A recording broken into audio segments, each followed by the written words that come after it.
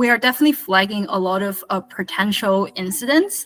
Alors que les candidats battent le fer sur le terrain depuis plusieurs semaines, une autre bataille, numérique celle-là, bat son plein. La campagne électorale fédérale est la cible de tentatives de déstabilisation par des puissances étrangères. On parle d'ingérence ou encore d'influence. C'est ce deuxième volet qui nous intéresse aujourd'hui. L'influence est moins frontale que l'ingérence, plus pernicieuse aussi. Elle passe par les réseaux sociaux où la présence de médias grand public comme Radio-Canada ou CBC est limitée. Le nombre de deepfakes ou hypertrucages a explosé ces dernières semaines. Sans contradiction, les fausses nouvelles peuvent faire beaucoup de dégâts.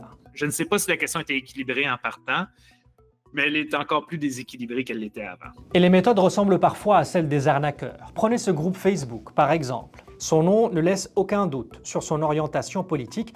Pourtant, sur l'historique, on apprend que le groupe a changé de nom 5 fois au cours des 2 dernières années. Jusqu'en février 2022, c'était un espace de vente et achat entre particuliers, ce qui a pu surprendre les adhérents du groupe.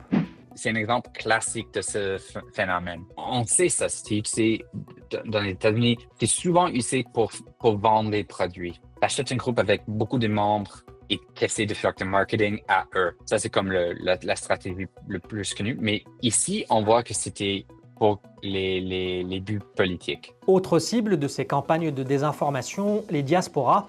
Il y a quelques mois, Chrystia Freeland avait été la cible de ce que l'unité fédérale qui traite les soupçons d'ingérence étrangère a qualifié d'activité coordonnée et malveillante. C'était sur le réseau WeChat, populaire dans la communauté chinoise. Il faut s'attendre à ce que la Chine continue par tous les moyens d'influencer nos élections la prochaine fois. We are creating a bunch of social media avatars that kind of try to capture Canadians. We're also seeing like that trend kind of differs depending on whether your avatar is more interested in kind of the Chinese Canadian communities or whether they're on different political spectrum. Ces communautés sont une cible de premier choix. Les circonscriptions dans le Grand Toronto, qui sont parmi les plus cosmopolites du pays, sont aussi les plus volatiles politiquement.